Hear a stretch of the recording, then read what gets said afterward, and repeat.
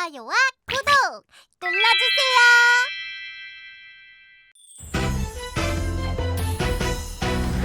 조선의 모든 것 조선왕조실록 500년 조선을 만든 27명의 왕 우리 함께 열어볼까 시간의 문 금별쌤과 함께 어린이 조선왕조실록 13살 어린 나이에 왕이 된 성종의 홀로서기가 시작됩니다. 13살에 나라를 다스린다고요? 성종의 이야기 함께 만나볼까요?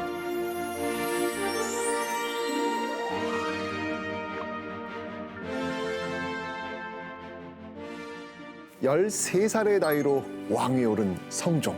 20살이 될 때까지 7년간 할머니 정의왕후의 도움을 받습니다. 할머니의 도움을 받으면서도요, 자신만의 확실한 목표를 세우자. 나는 훌륭한 왕이 될 거야. 목표를 이루기 위해서 밤낮 없이 다양한 분야의 공부를 이어나갔죠. 우와, 성종에겐 롤 모델이 있었거든요. 누군데요? 바로 조선 최고의 성군 세종대왕. 제2의 세종을 꿈꾸다.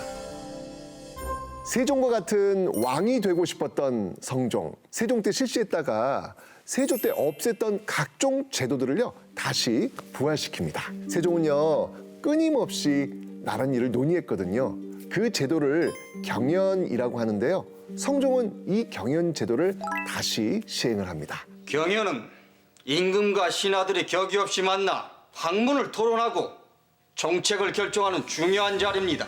아침, 점심, 저녁 하루 3번씩 신하들과 토론을 하는 거죠.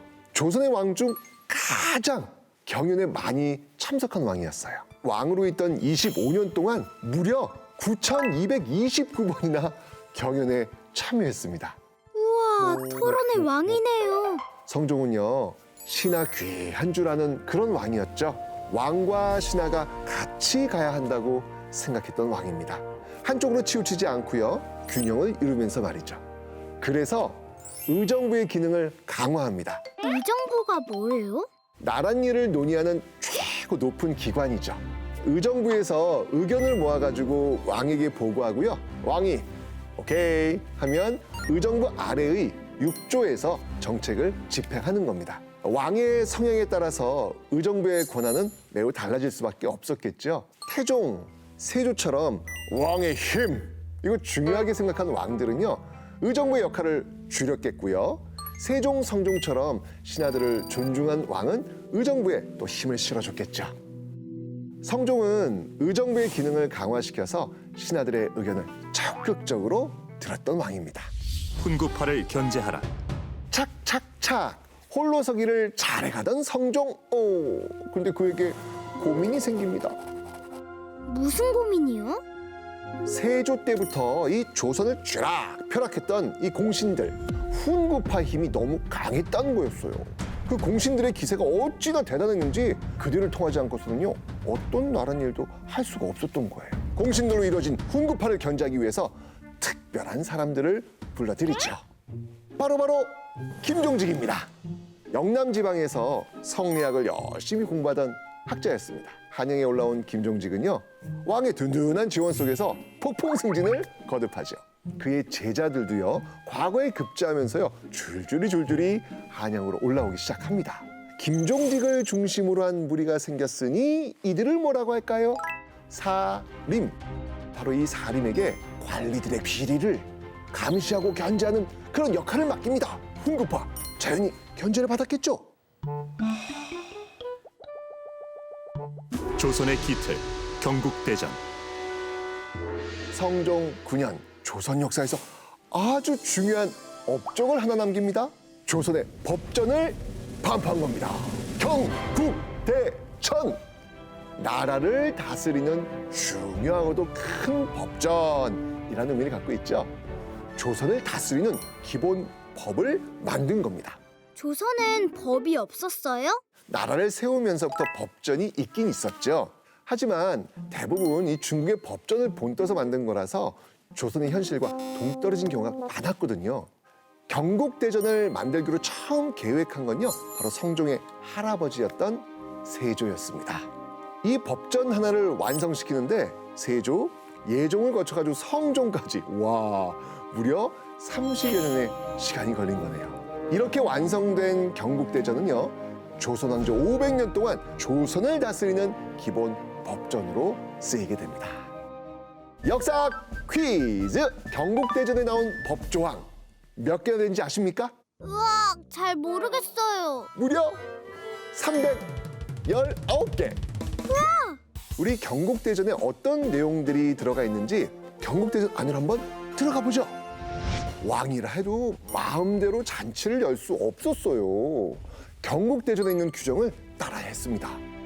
왕이 권력을 이용해서 사치와 낭비를 할까 봐 법으로 딱 막아버린 거죠.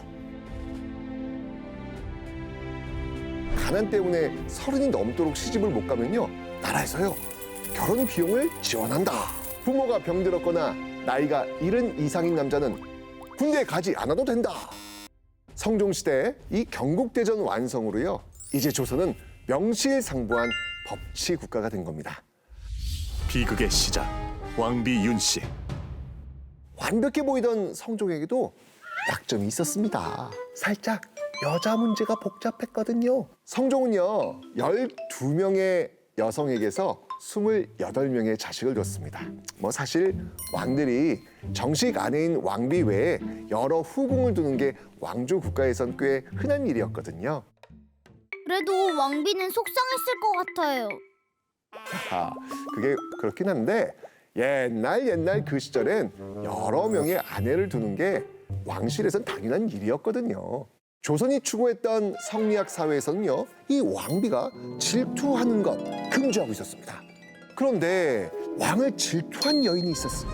왕비 윤씨였습니다. 이러실 수는 없는 것이옵니다. 이러실 수는 없사옵니다. 윤씨는요, 조선의 중전이자 이 성종의 첫째 아들 연산군의 어머니였어요. 남편 성종의 많은 후궁들을 볼 때마다 이 질투심에 불타던 윤씨, 그녀가 택한 방법은 무엇이었을까요? 그래서 윤씨는요, 몰래 독약을 준비합니다. 후궁들을 몰래 죽이려 했던 거예요. 숨겨둔 이 독약들이 발견되었고요, 궁궐은 발칵 뒤집히게 됐죠. 성종은 윤씨를 중전자리에서 쫓아내려고 합니다. 중전 마마를 패하여 서인으로 삼으신다는 전교를 거두어 주시옵소서. 윤씨는 성종의 후계자인 연산군의 친어머니였으니까요. 이런 이유로 중전의 자리를 윤씨는 지키게 됩니다. 그런데 윤씨의 태도에는요, 변함이 없었어요. 윤씨는요, 이후에도 심지어 왕인 성종을 함부로 대하기도 했습니다. 결국 성종은 윤씨를 폐위시키고 군 밖으로 쫓아냅니다. 그리고 3년 후 패비를 사사하라. 남편 성종이 내린 사약을 마시고요, 죽어요. 아들 연산군이 7살이 되던 해였죠. 어린 나이에 엄마를 잃었네요. 성종이 좀 매정해 보이죠? 네, 나빠요. 조선을 성리학 사회로 만들고자 했던 성종은요, 성리학의 이념에 어긋난 윤씨의 행동을 그냥 둘 수 없었을 거예요. 아니, 왕이 아내부터 잘못을 하는데 백성들에게 성리학의 뜻을 따르라, 뭐 이렇게 말할 수는 없었을 테니까요. 성종이 좀 매정한 남편이었을지는 몰라도요, 또 백성들에겐 굉장히 어진 왕이었습니다. 그러니 성종을 두고 세종과 더불어 조선의 태평성대를 이끈 왕이다라는 말 하는 거 아닐까요? 자, 그럼 성종실록 끝!